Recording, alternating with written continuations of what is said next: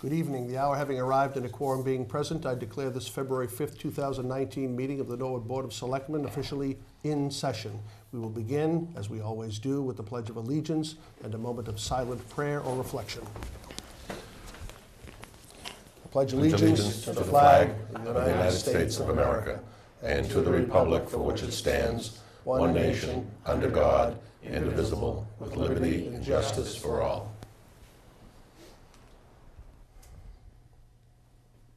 Thank you. We have 5 appointments tonight.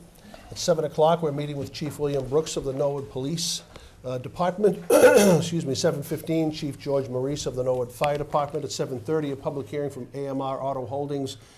I'll read the rest later. At 7:40, a public hearing with AMR Auto Holdings. And at 7:45, a third public hearing with AMR Auto Holdings, 3 different entities. Also, by the way, this meeting is being broadcast and recorded by Norwood Community Media. So, Chief Brooks, you're here, and thank you again for coming in, as you do each month, and the floor is yours. Mr. Chairman, members of the board, thanks for having me. I think this is one of those months where it's particularly helpful that the fire chief and I are here on the same evening, because so much of our work, of course, crosses over with Norwood Fire. So we've had some catastrophic events over the course of the last few days. I'm going to describe them. I'm going to leave the rescue and medical aspects of those cases to Chief Maurice to fill you in on. But it starts, I guess, with Saturday. We made a significant drug arrest in South Norwood. We were looking for a subject who we believed to be providing fentanyl, and not particularly to that neighborhood, just to Norwood. It just so happens that he was in that area when our officers spotted him. They placed a gentleman under surveillance, watched him for a short period of time, and then detectives and uniformed officers encountered him on one of the side streets, got him out of the car, and searched his motor vehicle.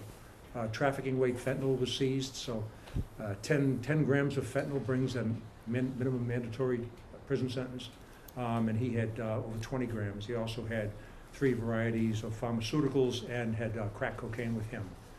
He was arrested for trafficking and possession with intent to distribute 4 different drugs. He was held over the weekend and was arraigned yesterday morning in the Dedham District Court. Sunday morning at about 3 a.m., Norwood Police and Fire responded to Walpole Street at the intersection of Davis Avenue, where there had been a serious car crash. This was a single vehicle collision. The vehicle had been traveling southbound on Walpole Street, had lost control in the area of the Rite Aid, had gone off the right side of the road and then spun across the left-hand side of the road. When our officers got there, the 23-year-old operator was standing outside the vehicle. His 22-year-old brother was on the passenger seat. The brother was very seriously injured. Again, Chief Maurice may talk to you about recovering that individual and his treatment and so forth, but I can tell you that he passed away as a result of injuries sustained in that crash.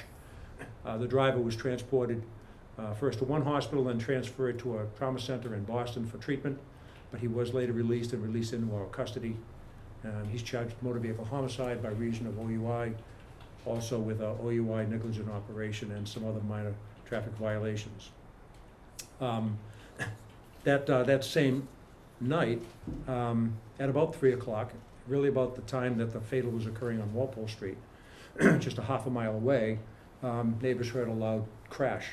And as I understand it, they looked out their window and didn't see anything amiss, went back to sleep. About 7:30 in the morning, some 4.5 hours later, one of the kids awoke the parents, or approached one of the parents, said there was a car in their yard, and they saw a car that had crashed into a tree in the backyard of that house. It appeared that the vehicle was traveling on Wilson Street from Walpole Street, and in the area of Garden Parkway had swerved off the road and struck a tree. The operator of the car was still in it.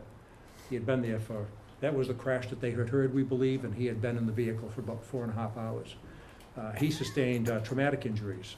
They're not life-threatening, but he is seriously injured. And again, Chief Maurice may have commented on that, but he is alive and is expected to survive that crash. This morning, you may have seen on social media or elsewhere that we had a fatality on the tracks near the Depot train station. This was an outbound train from the commuter rail that was traveling through Norwood, through the grade crossing there at Railroad Avenue. 61-year-old Norwood resident who lives in the housing that's on the corner was in the process of crossing the tracks and was struck by the train. Of course, today was the Patriots duck boat parade in Boston. So there were not only commuters trying to get into Boston, but also Patriots fans. And transit, the MBTA, of course, was running trains into Boston, and also their buses were committed to the inner city. So they were not able to bus people around our scene like they often do. We shut down the tracks in both directions. Transit police responded. The office of the district attorney also responded. We also shut down Railroad Avenue.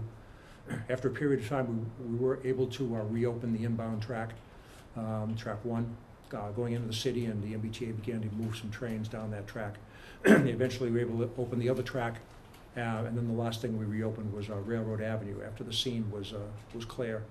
In cases like this, and I talked to NCM a little bit at the scene, in cases like this, as I'm sure that you know, but for people watching, these are joint investigations that occur between the Norwood Police Department, Transit Police, and the state police assigned to the Office of the Norfolk District Attorney, and also, of course, by the Office of the Chief Medical Examiner. Again, fire was on the scene, but due to the extent of injuries, the individual was not transported by them. So we've had a very busy few days, but if there was any silver lining to it, I think my officers and I think that the firefighters all worked just great as a team, working together, close collaboration. And we did the best we could with these traumatic situations. I guess a couple of other announcements that aren't as catastrophic. A lighter note, I guess, is that we just announced the beginning of our Citizen Police Academy. It's a very popular program that's kind of almost a takeoff of the Youth Academy that happens during the summer. You don't go on boat rides in the harbor or anything like that, so it's not fun in that regard. But it is a program for Norwood adults who might be interested in the operation of the police department. It meets Monday nights. It starts March 4th. People who are interested can contact Sergeant Tom Carey. So that's Carey, C-A-R-E-Y, at the norwoodma.gov email, and sign up for that. There are classes in everything from crime scene and tactical operations and criminal investigation and eyewitness identification and all sorts of different things. And it also includes a half-shift ride-along with an officer in a marked radio car that is optional, but they can sign up for, and that's also a popular part of the program. Then I guess the last thing that I want to announce, and I know I sent you an email on it today, but just to announce publicly that Officer Robert Baker will be retiring from the Norwood Police Department a week from Friday. So his last day on the street on the department will be Friday, February 15th. This weekend would mark 42 years of service by Officer Baker. Norwood resident, Norwood native who grew up in town, completely devoted to the Norwood Police Department. Spent, of course, much of his career in uniform patrol, but for a number of years now has been the department's chief clerk, which means he's in charge of, I don't know that you're familiar with the position, Mr. Bishop. He handles all firearms licensing. He's the records access officer for public information requests. All of the filing that goes on, all of the administrative tasks in the department are overseen by him, and he runs that office, and he does a great job at it. But he's a terrific guy and has been a wonderful officer of the department. Just a physically fit in the gym every morning at 5:30 in the morning, and physically fit and doing a good job, and a very hard-working officer. And I know that I'll miss him. But 42 years of service is really quite a stellar career. Over the last couple of days, we were talking about it, and he said what he really wanted to do was spend some more time on a foot beat. Today, for about 4 or 5 hours, we walked both beats, walked the Uptown beat, visited a few people that we both know, had lunch at the Mug and Muffin, went down to South Norwood, stopped in a few shops, and made our way up and down both foot beats, and wrapped it up by standing by at the dismissal at the Ball School. So it was all done. He said he might like to do it again next week, so look for him to be out there again. But again, just a great guy and a terrific career that he'll be wrapping up next week. And I think that's about all I have for you, but I'm happy to answer any questions. All right, thank you, Chief. Mr. Bishop. Chief, just one quick note on Officer Baker. The information we have is that he started in February 9th of 1977, and Yes. was given a completion date of 2/18. Is that correct, or should it be? Yes, he will actually be on the books until the 18th. Okay. Of course, he's on a Monday through Friday schedule because of his duties.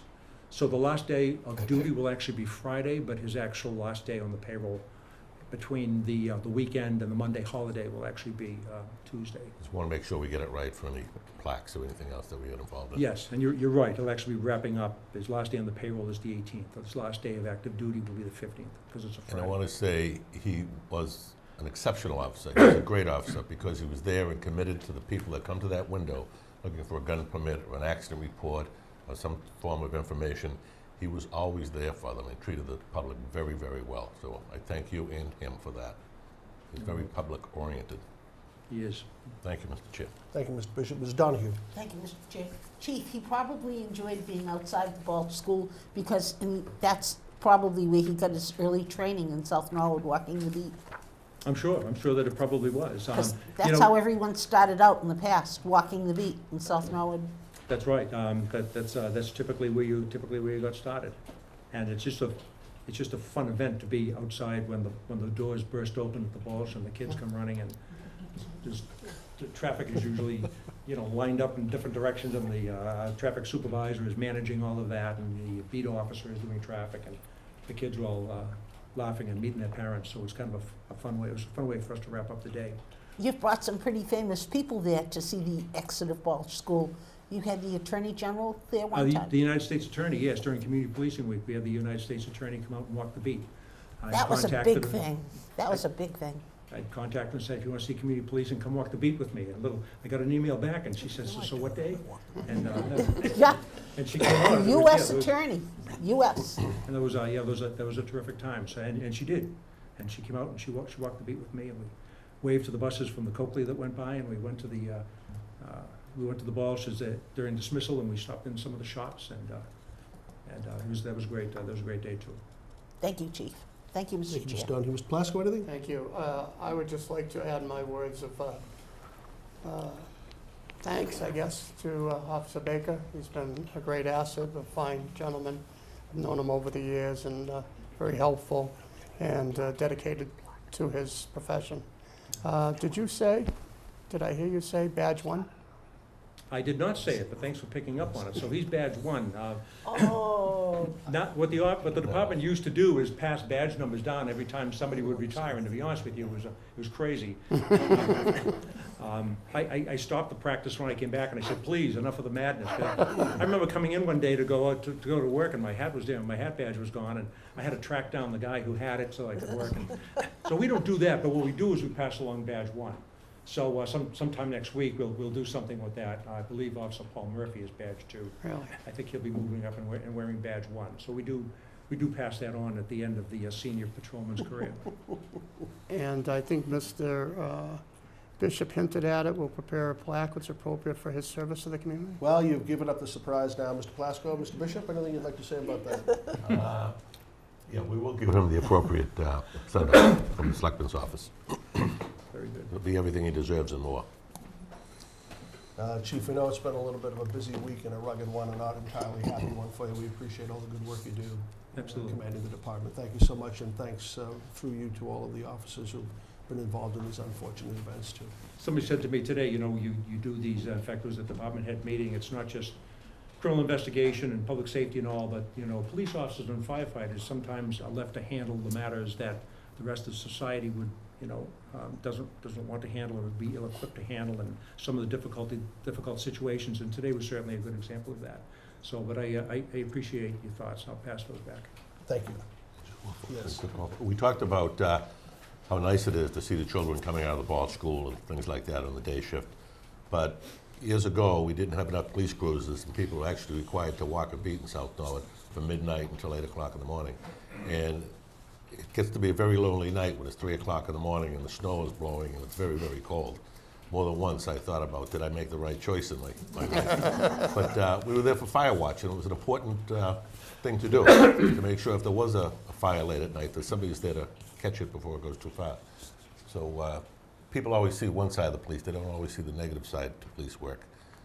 And today, I think we saw both ends of the spectrum. Yes, I agree with that. And thank you for your service, and thank you for everything the men do. You're welcome, sir. Thank you, Chief.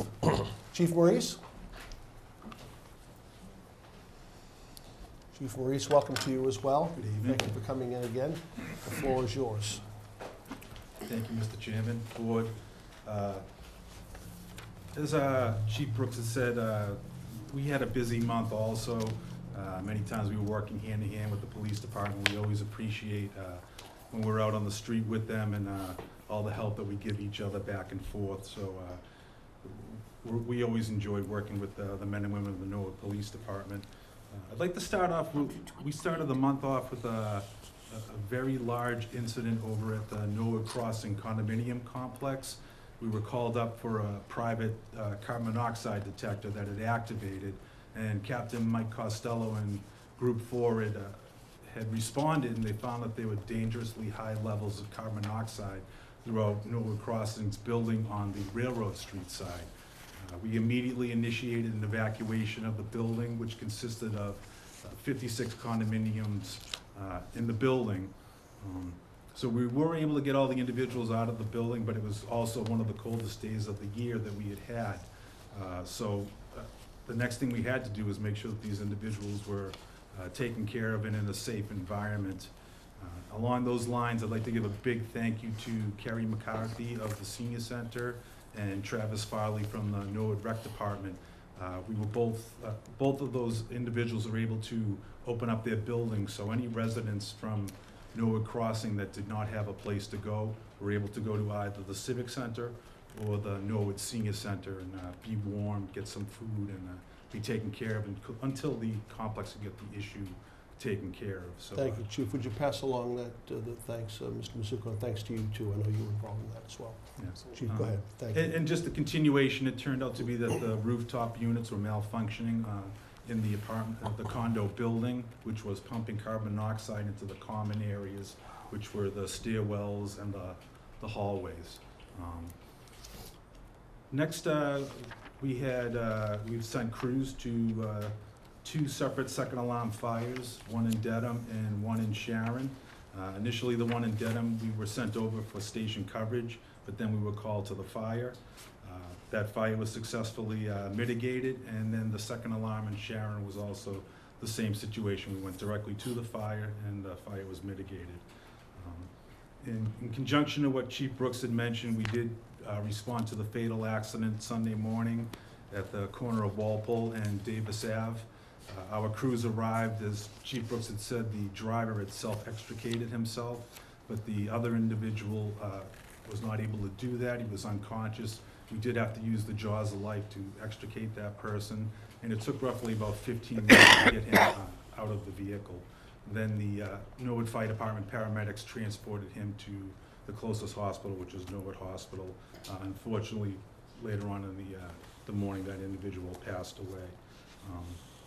Also, the same situation with the accident that was roughly 4.5 hours later. We were on Wilson Street, and again, we had to use the jaws of life to extricate that individual who did have serious injuries, as Chief Brooks had mentioned.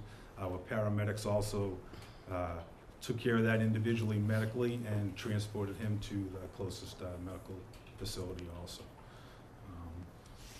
Another thing I'd like to talk about is, I'd like to mention, and I'm sure you all remember Paul Villara. He was the owner of Norwood Urgent Care, who made a very generous donation to the Norwood Fire Department. We've started using some of that donation money, and recently firefighter Patrick McDonough was able to purchase all new CPR equipment for the department, so we could take that equipment and teach the public how to do cardiopulmonary resuscitation. So we were able to purchase new mannequins, a new video program, everything that encompasses teaching that course. So we're just like to thank Mr. Villara again, and we appreciate his generosity in giving us that money. The best part about that donation is that it has the potential to save lives. So just other than the money, it just keeps going forward and forward. The Norwood Fire Department now has a Facebook page, so I'd like to invite everyone to like and join our Facebook page. We hope to be a little more active in getting information out to the public and being involved with social media. So I just wanted to put that out there. And the biggest news I had personally was I had Joe Mon walk into my office a few weeks ago, and very unexpected. No I kidding. thought he was still overseas with the military, Yeah. but apparently he is home now, safe and sound. So I was very excited to see him, gave him a big hug, and I was glad to hear that he's doing well. He's still involved with the military. It'll take some time before he's able to come back to the fire department, but just very happy he's safe and home. Good, that's good to hear. The funny thing is he left as a firefighter, a private, went overseas and did his tour of duty, and he's now returned as a lieutenant because we promoted him in that time frame. Very good. Yeah, So, and that's it. good. Well, that last bit was good news. Glad to hear it. Anything for the chief? No, that's good news, and I was gonna ask about that money, and he's already informed us the good work they're doing with it, and we're happy and thrilled that we got that donation, and nothing further. Okay. Anything else? No, sir. That's it. It's an easy night for you, chief. Great, thank you. Thank you, Chief. Have a Thank you good very much. See you next month. All right, we have a public hearing in about 7 minutes. Why don't we get through some of the new business in the meantime? Is that okay? New business number 1, Christopher Eberly, Permanent Building Construction Committee, submitting letter dated January 21, 2019, informing board of his resignation from the PBCC effective immediately. Motion to send a thank you letter? Motion to send a thank you and Second. file. Right. Motion to send a thank you letter? Okay, made and seconded. Anything further? Hearing none, put it to a vote. All in favor? Aye. Opposed? Unanimous. Thank you. Number 2, Maria Harris, Senior VP of Human Resources, Rockland Trust, submitting notification that Rockland Trust has entered into an agreement to acquire Blue Hills Bank. Information file? Second on that. Information made and seconded. Anything further? Hearing none, put it to a vote. All in favor? Opposed? Unanimous. Thank you. Number 3, new business, Tony Esco, 14 Endicott Street, submitting letter of interest in serving on the Historical Commission. Motion to appoint? Motion to appoint made. Do we have Second. openings? Are there And- unlimited openings There's on an there? opening. I think we have 2 recent resignations, or at least 1, right? Mhm. Yeah, so there's definitely. an opening. There's definitely an opening. Okay, motion to appoint made and seconded. Anything further? Hearing none, we'll put it to a vote. All in favor? Aye. Opposed? Unanimous. Thank you. Number 5, Sarah Cullen, League of Women Voters, submitting request to use Memorial Hall to host a candidates forum on Monday, March 18 at 7:30 PM, and asking the board to waive the rental fee. So move. Second on that. Motion to approve made and seconded. Anything further? Question? Yes, on the motion, Mrs. Donahue. As we will be speaking there that night, do we have to abstain from voting? No, we don't have to I abstain. don't believe so. Okay. Yeah, that's all. Anything further? Hearing No, none, sir. put it to a vote. All in favor? Aye. Opposed? Unanimous. Number 5, let's see, just, I have 2 things here, Christina, from Bob Sullivan of Comcast. That's number 6. We're on number 5. Yeah.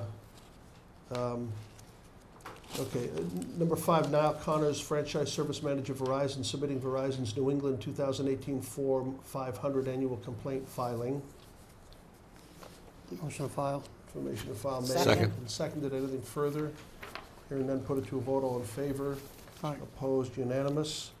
And then number 6, we have the same thing, Robert Sullivan, excuse me, Senior Manager, Government Relations, Comcast, submitting Comcast's 2018 Form 500 Annual Complaint Filing. Information file? Second. Information file made and seconded. Do you have something on that? Anything further? Did you have something on that? No, there's No. something else here I'll get to. Okay. But anything further? Hearing none, put it to a vote. All in favor? Aye. Opposed? Unanimous. And also, Christina, I have something here about the $30,000 check. Do I need to? It's also from Mr. Sullivan. It's actually from, I'm sorry, it's Niall. from Tim Kelly, Vice President of Government Regulatory Affairs, in consideration for closing the Comcast Customer Service Office located at 375 Vanderbilt Ave, Norwood, on February 28. Comcast will provide the town with a technology grant in the amount of $30,000. This grant will be payable within 30 days. It looks as if they have submitted the check. So would we accept the check, right? Yes, and We want the money. yeah, that's just All right. gone into the general fund. A motion Well, to, it's grant fund restricted for that particular purpose. What purpose? it's a technology grant. It was for the, it's towards the sound system for downtown. Oh, I didn't know that. Yeah, sound system. Be good. Okay, we'll redirect that. We have a motion to accept made and 4453A seconded. for On the said motion. purposes. On the motion, Mr. Bishop. Just to explain it to the general public, Xfinity currently has an office here in Norwood and a head-end operation, if you will. That's where all the hardware is stored. What they want to do is take the customer service division and send it over to Dedham to Legacy Place, where there is currently a store over there. In order to do that, they'd have to break the contract or at least sit down with us and negotiate. So as a result of those negotiations, we managed to get a technology grant, hopefully put a sound system in the uptown area. So it'll be a much nicer atmosphere, I think, over a long period of time. Thank you, Mr. Chair.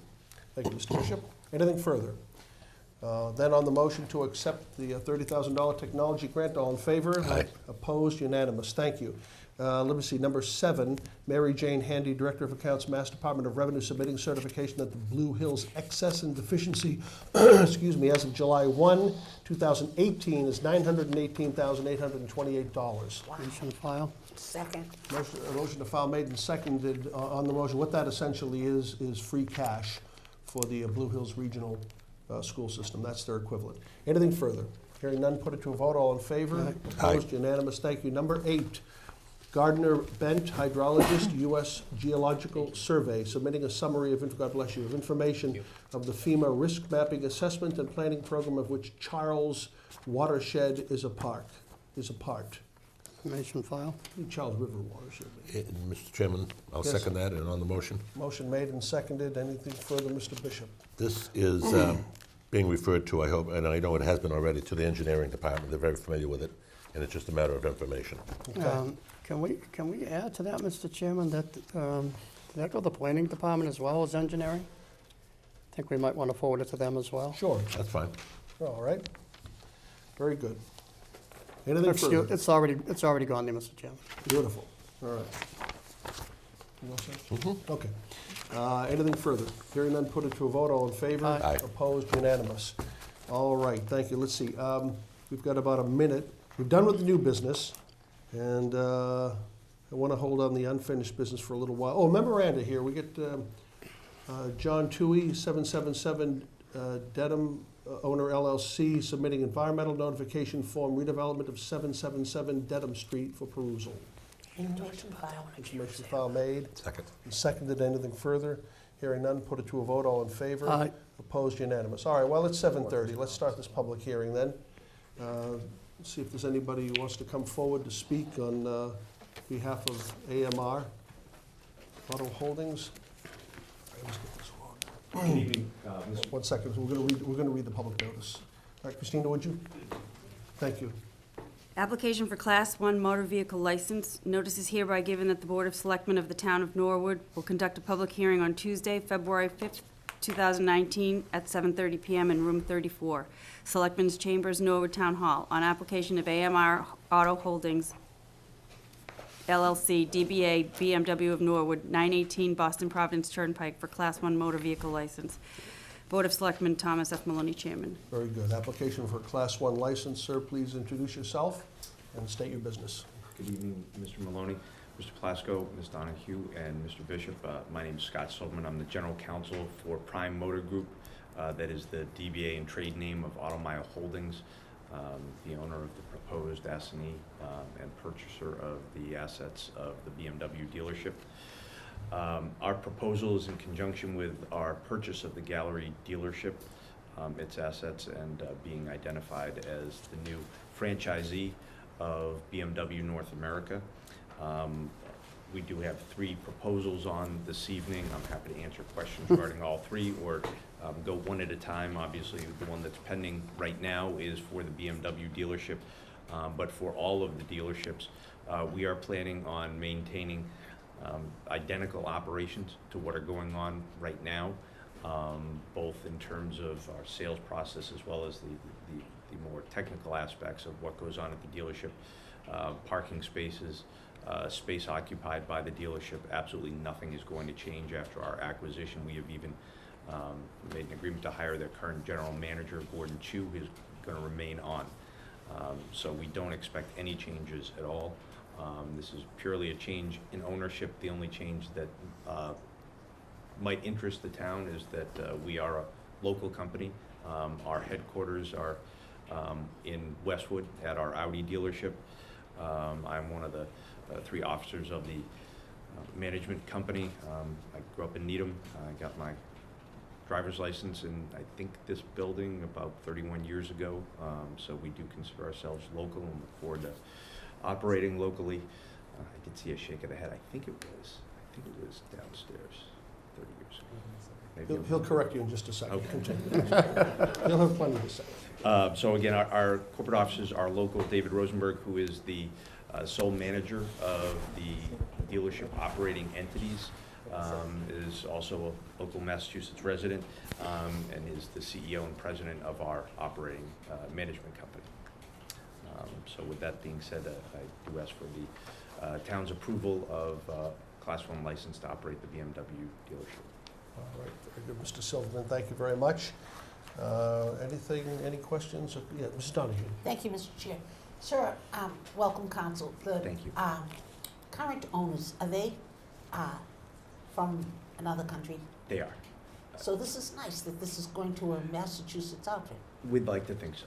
I think that's a good idea. It was originally owned by David Spiegel, who Right. was a Massachusetts resident. Right. And he sold to the Marubeni Corporation, which is a fairly large Japanese conglomerate. But we'd like to think that we're bringing it back local, and obviously it would be both owned and managed locally. And you think, David Spiegel, I got him his first used car license in 1977 when he was in his early 20s. So that's good to Very know. grateful. Yeah. You better write that down before you forget it. I will pass it along. He is still our landlord, as you saw in the application, and you know, we've made arrangements with him for a transfer, and we'll be taking over the leases that he will still hold. Very good. Mr. Bishop. Thank you. Just for the edification of the Norwood public, I know you have the Audi dealership just over the line Yes. heading towards Dedham from Norwood.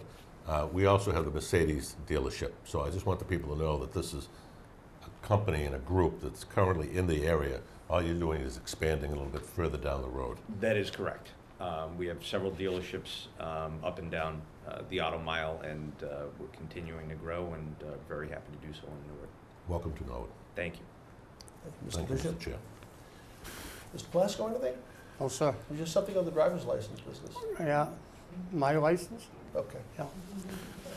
All right, well, very good, then, what is the pleasure of the board in this? Public hearing, any comments? Oh, right. This being a public hearing, the public is invited to with any questions, comments, or concerns they might have. Is there anyone who would like to step forward? Motion to close the hearing. Motion to Second close on the that. hearing made and seconded. All in favor? Opposed? Unanimous. All right, very good. Pleasure of the board. Motion to approve. Motion to approve made. All three, or are we doing one at a time? We're doing one at a time. Public hearing. One at a Motion to time. approve. Motion to approve made and seconded. Anything further? Hearing none, put it to a vote. All in favor? Aye. Opposed? Unanimous. All right, very good. Now, the second one is scheduled, the hearing is scheduled for 7:40, so we have to wait until 7:40 before we go forward. Okay, so we have to stretch this a little bit. I know, I got my license at the Armory, Mr. Well, that's what I was hoping. It That's where it was at the was Armory. at the Armory. It was at the Armory. The Armory, which is now our That's civic, over which is there. now our I civic thought it center. was in the front right-hand corner of this building. No, it was in, well, might have been before me, but when I got my license was the Armory. It's just 2 buildings down. I don't think it was before you. I wasn't going to make It wasn't, point. there wasn't much before me. It was a license to ride a horse.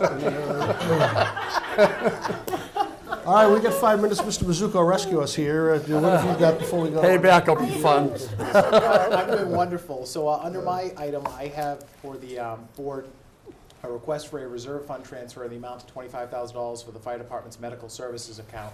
And just to be clear, we refer to it as medical services, but this is actually the IOD, injured on duty, or the workers' comp budget line item for the fire department. So we are a direct pay for workers' comp, so if we have to pay any hospital doctor bills as a result of workers' comp injury, and again, it's not workers' comp, it's police accident or fire accident insurance in Massachusetts. This is the line we pay it over. We are anticipating it to be overdrawn by quite a bit. We did have a small surgery we had to pay for related to a workplace injury. This account is one of those ones that it's a little tough to track. We tend to generally spend 70 or 80% of it in a given year, but if you have one injury that ends up causing a doctor's office procedure or a small surgery, the cost goes up quite a bit for that one procedure. So we did have one, particularly, it was around a $28,000 claim, so we're going to run a little short in this line for this year. Is this, by the way, where does Cook and Company come in on this? So they sort of, they'll mitigate the claims for us, they'll manage the claims for us, they'll negotiate costs and negotiate payments, but at the end of the day, sometimes a surgical procedure is still a surgical procedure, there's still a cost for it. Okay. And we book this directly to the fire department. We do it similar with police, whereas our regular workers' comp that covers everyone that's not police and fire, including all the school employees, is booked as a shared cost. But police and fire in Massachusetts actually do not get workers' compensation. They get police or fire accident insurance. It's the same process, but it's just paid for separately. Okay. And if I could just Yeah. interject something here. Cook and Company gets the dollar value down as far as they possibly can to get us the best of a discount as we can possibly get. And we pay them a retainer for that? Correct. Yes. Yeah, okay. All year long. Yeah, very good. Okay, so we have a motion, we have a request rather from Mr. Mizuko to submit a request for a reserve fund transfer to the Finance Commission in the amount of $25,000 to the Fire Department's Medical Services account. Do we have a motion? So move. Second. Motion to approve, motion to do so made and seconded. Anything further? Hearing none, put it to a vote. All in favor? Aye. Opposed? Unanimous. Anything else, Mr. Mizuko? No, in the interest of time, we can talk about the capital outlay did have their first meeting last night. We'll be getting the capital plan up on the website probably tomorrow or the next day. The plan was redesigned to sort of look at our total assets and project out over the next 5 years, different items we know we're going to be able to, we know we're going to need to take care of.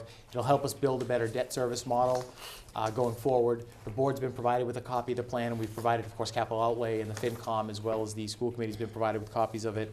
So that'll be on the website for the public to review. Capital outlays process, they're going to take some time to review the items in the plan that are proposed for this year. They'll come back in a couple of weeks and make a recommendation on those items. Okay, yeah, probably March 4th, I think is the agreed upon date for the next meeting. We just had to check. We had March 4th and March 7th, and somebody couldn't make one of them, and I can't remember which, so we're gonna check. But, okay, good. Thank you for that update. That was a good meeting, by the way. Mrs. Donahue. Thank you, Mr. Chair.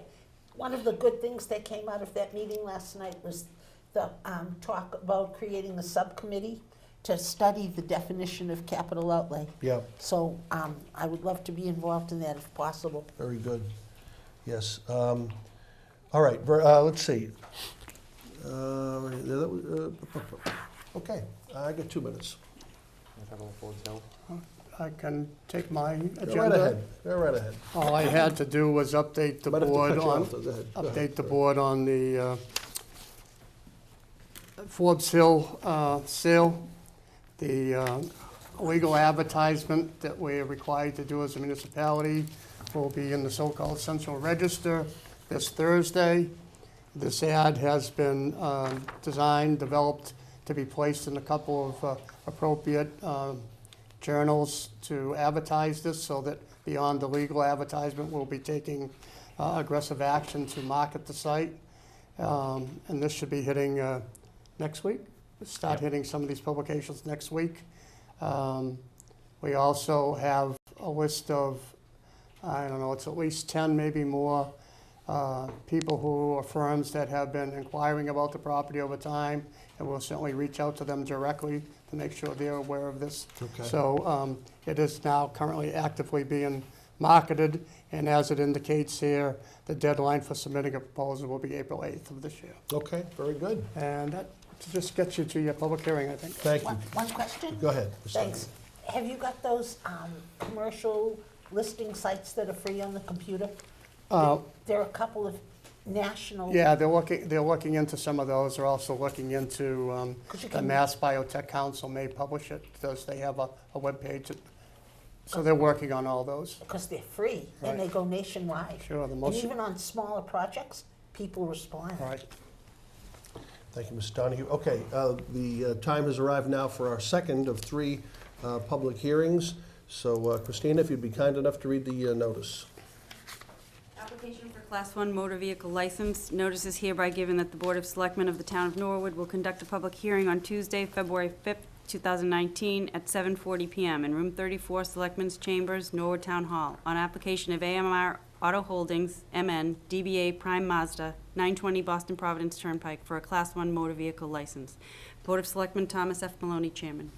Thank you, Christina. Very good. All right, Mr. Silverman, we've got 5 minutes on this one. And the third one at 7:45, you go as long as you want. I got my license at the Armory. I'll try and keep it quick so that you can get some business done in between. Thank you again, Mr. Chairman and fellow selectmen, for allowing us to appear before you again. My name is Scott Silverman. I'm the General Counsel of Prime Motor Group that is the trade name and DBA of Automile Holdings, that is also the parent company of the proposed S&E of the Mazda dealership that we have proposed be the new dealer operator of Mazda operations, as I indicated earlier. It is our intention to continue operations of the Mazda store and all the dealerships being acquired from the Gallery Group exactly the same as they've been conducted previously. Same location, same operators, same employees, and similar to what I described before, everything will be conducted both at the dealership and directed out of our corporate offices that are just down the road at our RV dealership. David Rosenberg is the sole manager of the entity that will acquire the Mazda dealership, AMR Auto Holdings, MN, and he is the CEO and president of our management company that, as I mentioned, operates out of the Abbey building. So I request subject to, obviously, any questions, I'm happy to answer, approval of the license. On Thank you, behalf of Mr. our Silverman. division. Thank you. Mrs. Donahue. Thank you, Mr. Chair.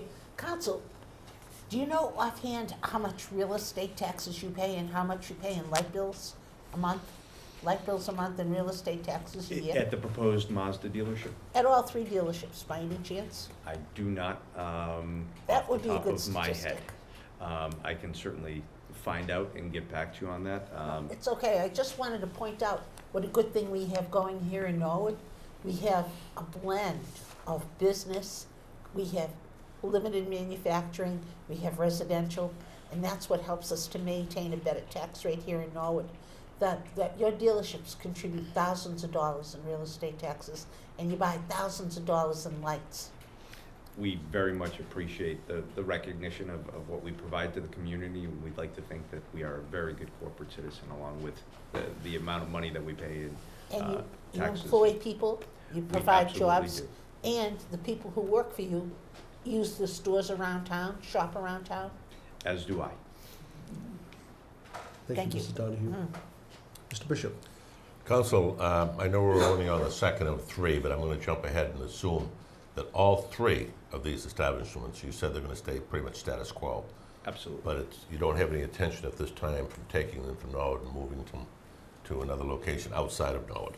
No, we have no intention of doing that, and in fact, all of our agreements require us to continue operations at the current facilities. Does that give a sunset clause in that or anything? No, there's no sunset clause. Manufacturers do have their facility requirements that they ask us to abide by.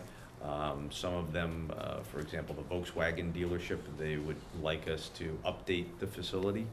And so inevitably we'll be required to do a study of the facility as to what can be done there. We might come back to the town at some point to do upgrades to the facility, but there's no particular sunset clause on any of them. And we're pretty beholden to continue operations at all of these facilities based on the amount that have been invested in each. Well, thank you. And thank you for all the employees that may have been unemployed at some point in time. So thank you for all of that. Thank you, Mr. Chair. All right, very good. Anything else from membership? No, sir. All right, very good. This is a public hearing. Is there anyone from the public here who would like to step forward and speak? Motion to close the hearing. Motion to close the hearing made. Second. Seconded. All in favor? Opposed? Unanimous. Pleasure of the board. Motion to approve. I'll second that motion, sir. Motion approved, made and seconded. Anything further? Hearing none, put it to a vote. All in favor? Aye. Opposed? Unanimous. Thank you.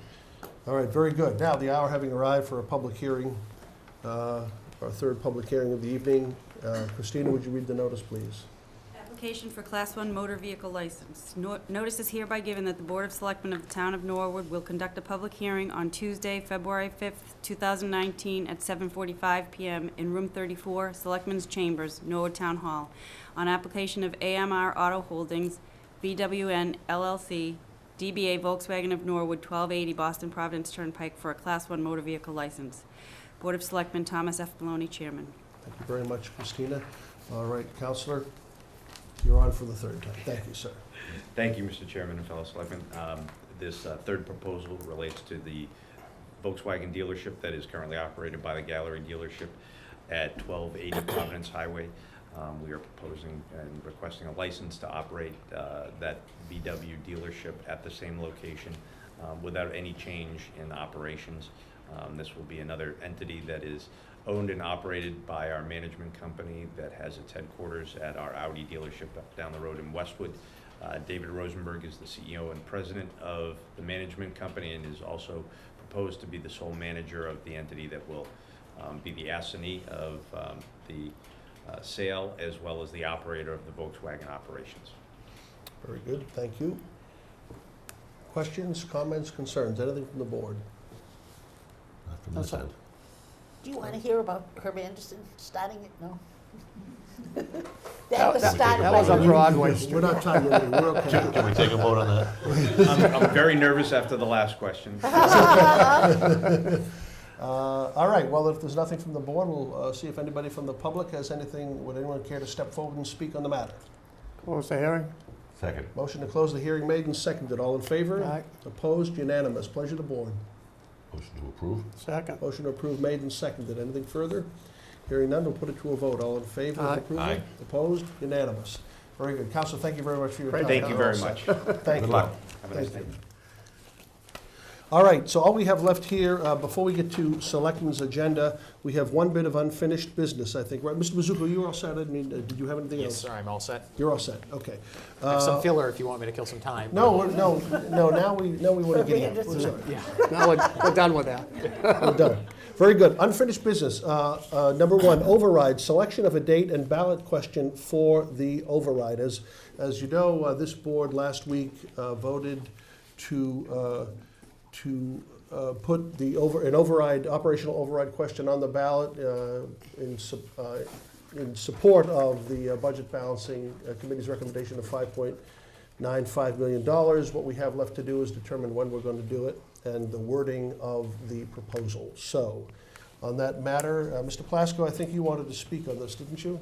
Well, I gave the board members some thoughts in writing just last night, and I just reiterate for the public and to kick off the discussion that after a lot of back and forth in my own mind and hearing from a lot of people that thought we should have it as part of the April town election, and people who thought we should have it later, and the pros and cons, and thinking back to the discussion and the points we made, or at least I made last week, that I thought it was time that we have a good, solid community discussion about level of services and what an override meant or did not mean to the community. I've concluded in my mind that it's best that we do in fact hold a special election later in the year, not at the April annual election. And I would recommend, if we're going to stick with the typical Mondays when our town elections are, because we could call it for any day we choose, but I would suggest June 3rd. Okay. I think if we call a special town meeting that's usually the same night as the annual, a week or 10 days prior, and make sure we get that out of the way so it doesn't take time, we'll definitely be able to conclude the annual in sufficient time to then have that override ballot question. Yeah, town meeting, special and annual combined in the spring, has in the last 3 years at least been 5 nights. And so if we did a special, say, a week or two beforehand and kind of flowed into, May 13th, I think, is the opening night of annual town meeting by statute. So if you just had to do the annual beginning on the 13th, you're almost certainly going to be able to get it done in 3 nights. Probably 2, but 3. Right, so 13, 16, and 20th. You're probably out of there by May 20th, right?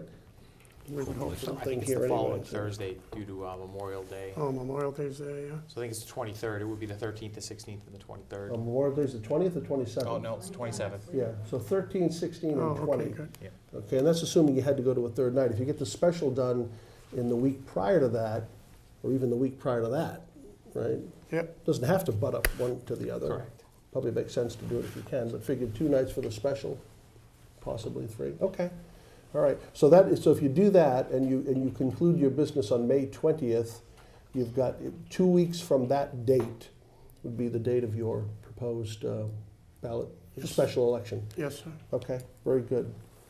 All right, Mrs. Donahue. Thank you, Mr. Chair.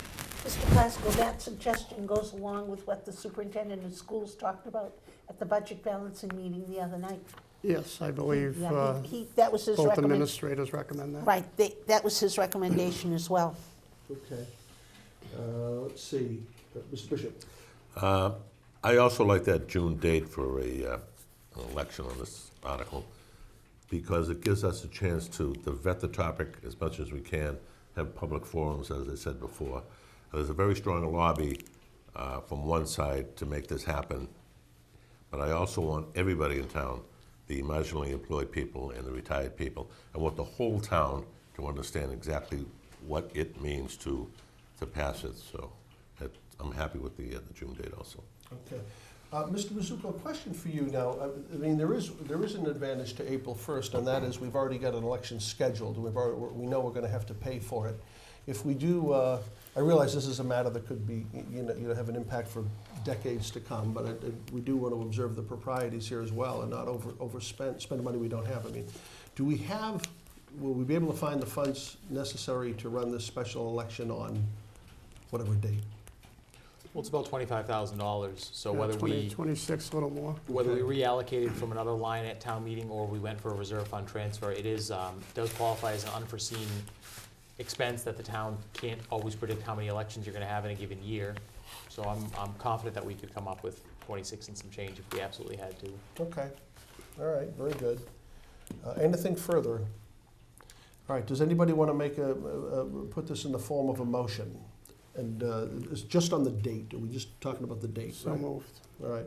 So Mr. Plasko has moved that we schedule a special election for June 3rd, solely, at least, I do have another question, by the way. I want to vote on this, but We need a second.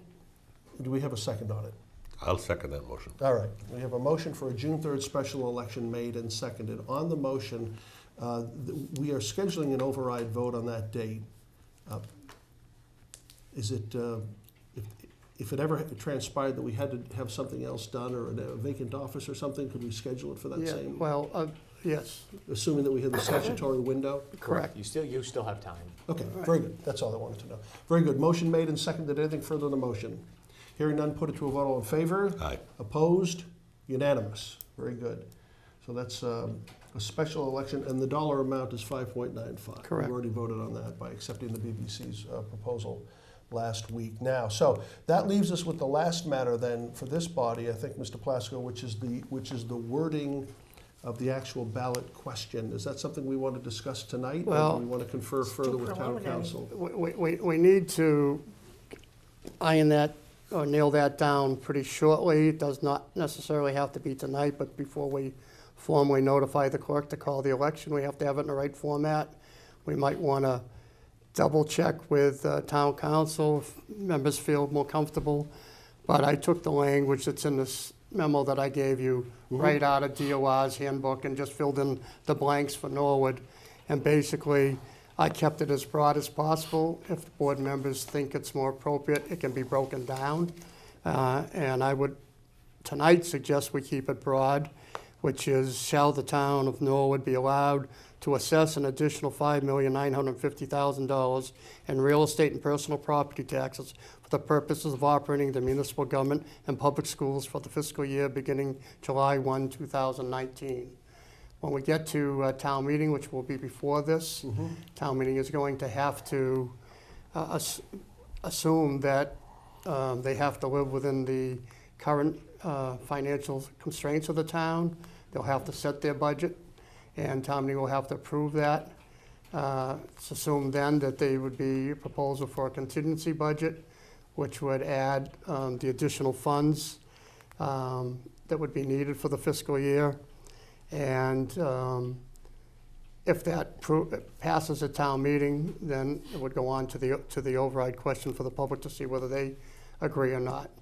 But I think this is a sample in the DOI handbook on 2.5 overrides. It's the cleanest way to do it, but we could subdivide it further if board members choose. Okay. Just one question on this, and I think, Mr. Mizuko, you've had some experience as well in this matter. This is the first time this town has undertaken an operational override, so I want to make sure we do it right. If town meeting is going to get to look at these numbers about 2 weeks prior to the vote itself, town meeting is not obliged town meeting has to vote the initial budget, which is, FinCom will present the budget as it stands now, and then town meeting can be asked, do you want to approve a contingent budget, which contains all of the 5.95 in it, some part of it? It's up to town meeting, right? Up to town meeting, yes. Okay, so even if town meeting says, we're not interested in anything more, we're not interested in anything more than 5.95 million, we're still on the ballot on June 1st regardless, right? Correct. Okay. Town meeting could come in and say, we want to appropriate 3 million of that 5.95. Right, the voters in approving an override just allow for the tax levy to be increased, but the actual decision to spend any of that money needs to go through appropriation. That needs to happen by the town meeting. Okay, very good. Do you want to put the language you just read in the form of a motion, Mr. Plasko? Should we wait another week on it? and double check Well, it? to move it along in a formal manner, why don't I make a motion that we adopt that language subject to review by town council In the Department of Revenue. and Department of Revenue, and then we'll bring it back to Okay, say have to do that if anyway? it passed muster or needs to be amended. Okay, I'll second all right. that also, sir. All right, that's fair. So that's probably the broadest language we could offer. It's DOR recommended language, but as Mr. Plasko said, we'll have town council review it. We'll present the language to DOR. They'll tell us this achieves what we're looking to achieve, it doesn't achieve what we're looking to achieve. Okay, all And right. also, it's a very simple format, so people will understand it. Correct. All right.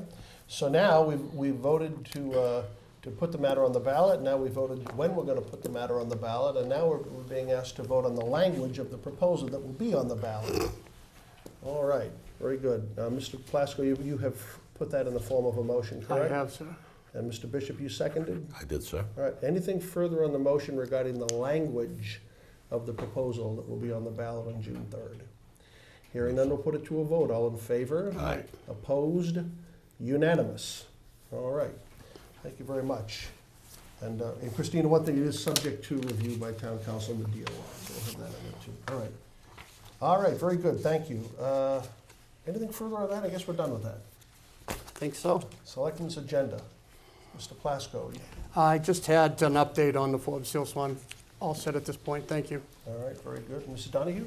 Thank you, Mr. Chair. I didn't want the chance to go by to extend condolences to Patricia Fanning and Charles Fanning and Helen Fanning for the loss of Jeffrey Fanning. Jeff grew up here in Norwood. He played Norwood high school sports, junior high school sports. He became a superintendent of schools in Stoughton. He was a principal at Howell High School, and he truly loved the town of Norwood. So he passed away last week, and condolences to the family. Thank you, Mr. Chair. Thank you, Mrs. Donahue. Mr. Bishop? Thank you, Mr. Chair. I also want to give my condolences to Patricia Fanning and Charles Fanning and the entire Fanning family. In simple terms, Jeff Fanning was a great guy, and he was a good school teacher, he was a good superintendent, and a great Norwood citizen. It's a great loss for not only the family, but for the town of Norwood also. And secondly, if I can take a few moments, this past Friday, February 1st, we began a pajama drive for needy children. Let me explain that. The Mass Board of Library Commissioners and the Boston Bruins several years ago got together and decided to do a pajama campaign to raise awareness of children who do not have warm clothing in the winter, may not have a good pair of pajamas. The Department of Children and Families handle over 45,000 families in this Commonwealth. Many of those families have young children who do not have appropriate outerwear, or for that matter, pajamas. So the idea was to raise as much awareness as we can to raise pajamas, not so much money. We're not looking for money, we're looking for a pair of pajamas. So the Boston Bruins, like I said, are sponsoring this along with the various library commissioners. Charlotte Kennelly here in our Norwood Library started this several years ago, and we've been partaking for I think the last maybe 4 years or so, collecting pajamas for needy children. We wanted to bring it more out into the light, if you will, this year and get more people involved in it. So we expanded out the effort. And to make it a little more interesting, the town of Bourne for the last several years, if not the last 4 years, has come up with the most amount of donated pajamas in the area. And what we're trying to do is outdo Bourne. And hence we have the hashtag Beat Bourne, and they have several hashtags to describe us. But it's a competition, it's a friendly competition, and it's not so much about the competition. Personally, I believe it's about the young children. Children are our greatest asset. Any parent will tell you that. And it's very important for a parent or anybody to take care of our children. They are our future, and in doing so, we might need to give them a nice warm pair of pajamas. Now, I'm not asking you to go to a high-end store and spend a lot of money in pajamas. I, this past weekend, went to Costco in Dedham and bought a half a dozen pairs of pajamas. And they started around $5 a pair, and they go up to about $13 a pair. So what I'm asking you to do is buy, even if it's one pair, just bring a pair of pajamas in. We have many locations throughout the town. I believe that the police department is going to put something in the building, as well as the fire department. The DPW is going to have a drop-off site, the light department, here at the town hall, and of course at the Norwood Memorial Library. So please, I'm asking you to do what you can to give a child a warm pair of pajamas for this winter. And Brian, if you'd roll the tape, please. Hello, I'm Selectman Paul Bishop, and I'm here to make a very important announcement. Each year, the Memorial Library in Norwood holds an annual Boston Bruins Pajama Drive.